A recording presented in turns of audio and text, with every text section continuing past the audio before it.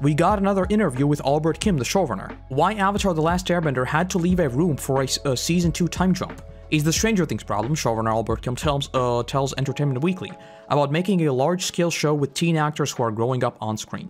It's kind of been dubbed the Stranger Things problem. We've talked about this before as well. But I mean, I feel like something like The Walking Dead is an even better example of that. If you look at pictures of Chandler Riggs, in universe, he's supposed to be, I think, between the start of the series and like where you know what happens. I don't recall the exact time, but it's been like a year. So it's kind of been dubbed the Stranger Things problem, but I mean, every show kind of runs into this. But yes, this time jump.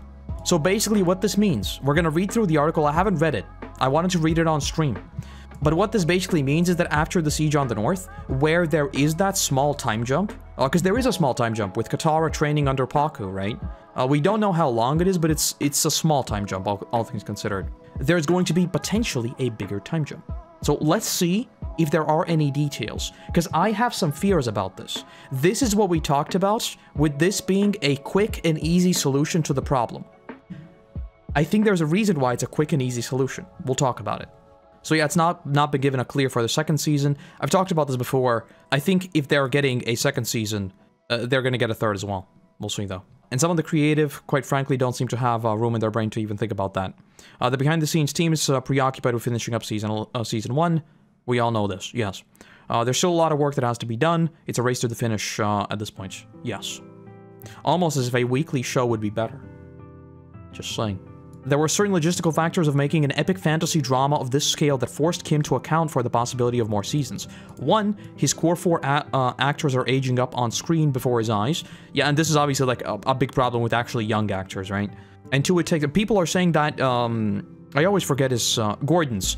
Gordon's voice is apparently already much deeper, which might be an issue. Because I think my voice also became much deeper at like 13, 14 very quickly. So that might be a bit of a yikes. It takes time to both film and produce a single season of Avatar, of course. So this is shooting, yes, yeah, there we go. Gordon Corneo, who stars as Aang, auditioned for the part at age 11, and is now 14. All 3 seasons of the animated show series essentially take place in the course of 1 calendar year. It does. This is something that a lot of people still have trouble wrapping their head around. When we learn of Sozin's Comet, that is the winter solstice. So him talking to Aang is like, listen, bro. You've got until the summertime. This summertime. It's a very, very fast series. You kind of... It's easy to forget that. You know, there is a time skip with Book 3, with Aang's awakening, which, judging by the length of his hair, I don't think it really makes much sense. But let's go with it. And then there is that small time jump at the end of Book 1 as well, right? So there are technically 2 small time jumps in the series. The biggest one is obviously the Book 3 one, after Azula shoots him. But, you know... So we had to design the first season especially to accommodate the possibility of some time elapsing between the first and second season. Part of that strategy involves Sozin's Comet, yes, which fans of the original series are already familiar with, and newbies can spot cutting across the night sky in the trailers. The comet was their ticking clock, Kim explains. Yes. Because we couldn't know exactly how older actors would be for the subsequent seasons, we definitely thought about that going into season 1, so that we could accommodate for puberty, adolescence, time passing, all of those fun things that happen to real-life human beings that don't happen to animated characters. Very, very true. Basically, I don't think they're going to give us any concrete details. Let's read through, and then I'll talk about the fears I have with this. Perhaps it's something that Kim and his team can revisit in a future season, but first things first, finish season 1 and we see how viewers respond to it. Well, I mean, they kind of, they must address it, right? Because, Roku must give Aang, like, a deadline. So it is absolutely addressed in season 1. I don't think there's any way of Roku being super vague about the comet is arriving, and then Aang must figure out when the comet is arriving. I don't think so. There are other ways in which the live-action Avatar will remix or reimagine. We know this, but it will still maintain the familiar beats. In a fantasy world inspired by ancient Asian and indigenous cultures, there exist benders, those with the ability... Okay, so this is basically just like a normie introduction. So we know changes are being made, obviously, right? Like the Mechanist is in Omashu. All of those things we already know. And we know that, like, the series is going to open up with the actual war, etc, etc. So all of those things worry me less than this. I don't want to be a doomsayer, but this potential time jump, because we are accounting for years, this is not like a, we need to patch up a week here and there. This is probably accounting for years. I think this is something we should be worried more so for because it will create some loops in logic, I think. Because the premise of Avatar early on is that no one knows he's even alive, right? Like the whole Zuko and Zhao conflict is because Zuko even knows that the Avatar has returned, right? There is that scene in the Solstice, send message to the Fire Lord, right? And then book 2 is the whole Azula chase, right? Like right up until Ba Sing Se falls. And Azula supposedly kills Aang. There is a very enclosed narrative in which Aang is either known and being pursued or presumed dead. Those are the two states Aang operates in. And once he returns in book 3, well then it's like full steam ahead to the war. And that's why those like 6 months are so incredibly important. Because you can make up explanations why Ozai didn't go after him himself during those 6 months. Right? 6 months is not a lot of time. And I mean, Ozai doesn't have Appa. Right? Ozai can't fly easily. They do have the air balloons, but I would assume they're still slower.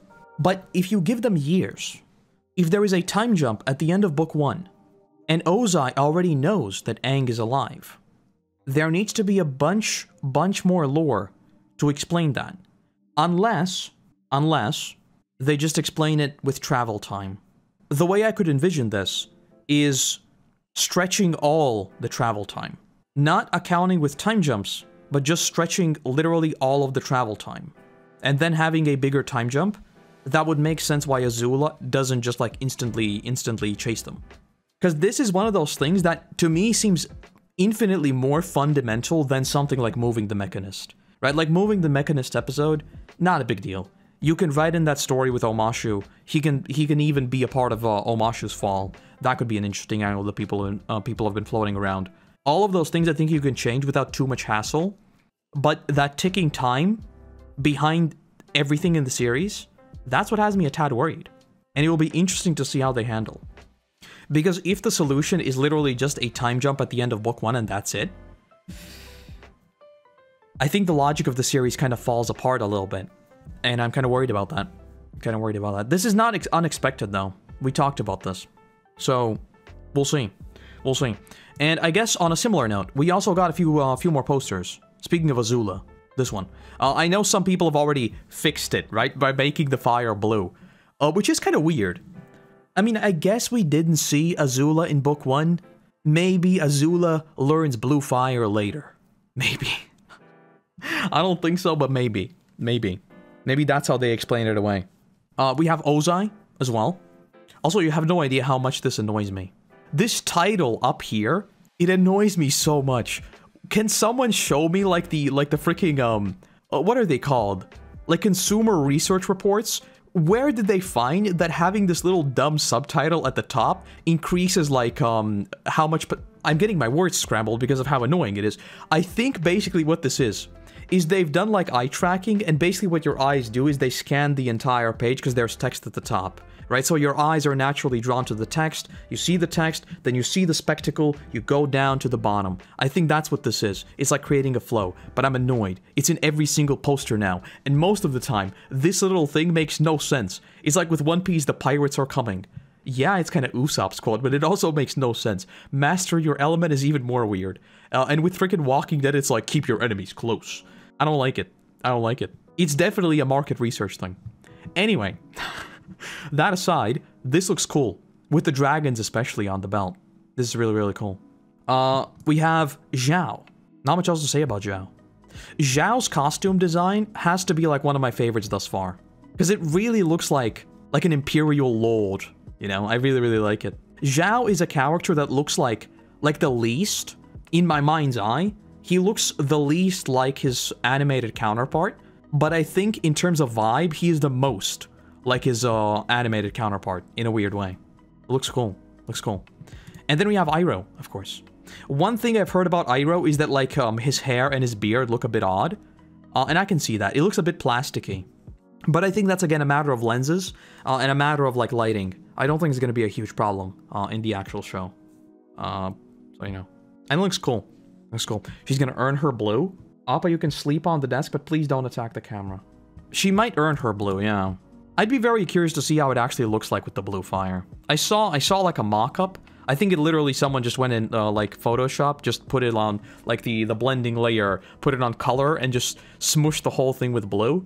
Because it didn't look like particularly, like, all the shine and everything wasn't blue. But yeah, no complaints about these.